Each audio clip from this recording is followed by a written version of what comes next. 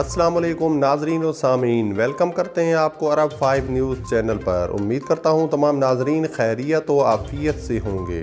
بڑھتے ہیں آج کی سعودی عربیہ کی تازہ ترین خبروں کی جانب، لیکن اس سے پہلے سعودی عربیہ کی تمام ویزا بیٹس اور تازہ ترین خبروں کے لیے نیچے موجود سبسکرائب بٹن پر کلک کریں اور ساتھ ہی بیل آئیکن پر کلک کر کے آل کے اوپر کلک کر دیں۔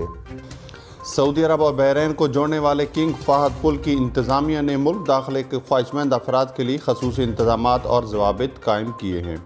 کنگ فہد پل کی انتظامیہ کا کہنا ہے کہ سعودی عرب آنے والے مقامی شہریوں اور دیگر ملکوں کے باشندوں کے لیے الگ الگ ٹریک ہوں گے۔ سعودیہ کے لیے بائیں اور غیر ملکیوں کے لیے دائیں جانب کے ٹریک ہوں گے۔ اس پر عمل درآمد 17 مئی سے کیا جائے گا۔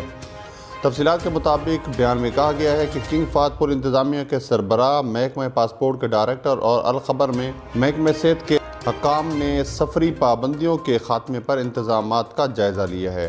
اس موقع پر مسافروں کی آمد اور ان کی امیگریشن، کسٹم اور صحت کے حوالے سے کارروائیوں کا فرضی طریقہ کار آزمایا گیا ہے۔